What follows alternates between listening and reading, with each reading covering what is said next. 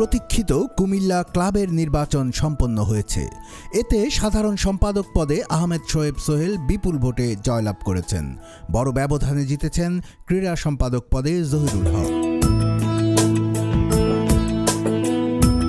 31 জানুয়ারি শুক্রবার বেলা 2টা থেকে বিকেল 5টা পর্যন্ত আনন্দমুখর পরিবেশে ভোট প্রদান চলে। দীর্ঘদিন পর মুক্ত পরিবেশে নিজেদের ভোটাধিকার প্রয়োগ করতে রেকর্ড সংখ্যক ক্লাব সদস্য এদিন উপস্থিত হন শতবর্ষী এই ক্লাবে।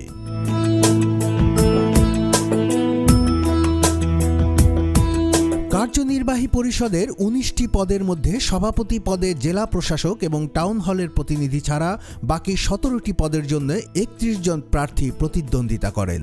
561 জন ভোটারের মধ্যে 401 জন ভোট প্রদান করেন। 27টি ভোট বাতিল করা হয়। রাত 9টা 50 মিনিটে ফলাফল ঘোষণা করা হয়। সাধারণ সম্পাদক পদে ব্যাপক ব্যবধানে জয় পান আহমেদ শোয়েব সোহেল। তার প্রাপ্ত ভোট 293। তার নিকটতম প্রতিদ্বন্দ্বী রইস আব্দুর রব পেয়েছেন 88 ভোট।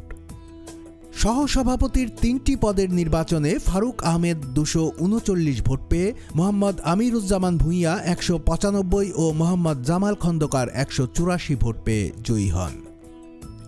সহ সাধারণ সম্পাদক পদে মেহেদী হোসেন শাকিল 257 ভোট পেয়ে বিজয়ী হন।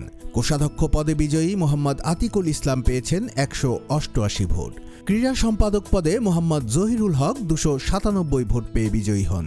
অতিথিশালা ও আপ্যায়ন সম্পাদক পদে মোহাম্মদ ওমর ফারুক শাহিন 224 ভোট পেয়ে বিজয়ী হয়েছেন। কল্যাণ সম্পাদক পদে 224 ভোট পেয়ে বিজয়ী হয়েছেন মোহাম্মদ নাসির উদ্দিন। কার্যনির্বাহী পদে বিজয়ী 8 জন হলেন মোহাম্মদ নজরুল ইসলাম, মোহাম্মদ সাইফুল ইসলাম, মোহাম্মদ মামুনুর রশিদ ভূঁইয়া, ডাক্তার মোহাম্মদ শফিকুর রহমান, ডাক্তার মোহাম্মদ রাসেল আহমেদ চৌধুরী, মোহাম্মদ জিয়াউল হক লিটু, মোহাম্মদ ফোরকান উদ্দিন হেলাল ও মোহাম্মদ রেজওয়ানুর রহমান রেজা। নির্বাচন কমিশনারের দায়িত্ব পালন করেন জেলা শিক্ষা কর্মকর্তা মোহাম্মদ রফিকুল ইসলাম। সার্বিক দায়িত্ব পালন করেন ক্লাবের অ্যাডহক কমিটির সদস্য ফরহাদ আক্তার, মোহাম্মদ শাহরিয়ার এবং দেলোয়ার হোসেন মানিক। নির্বাচন শুরুর আগে সকাল 10টা থেকে প্রথম অধিবেশনে ক্লাবের 108তম বার্ষিক সাধারণ সভা অনুষ্ঠিত হয়। এতে সভাপতিত্ব করেন ক্লাবের সভাপতি ও কুমিল্লার জেলা প্রশাসক মোহাম্মদ আমিরুল কায়সার। কুমিল্লার কাগজ নিউজ ডেস্ক।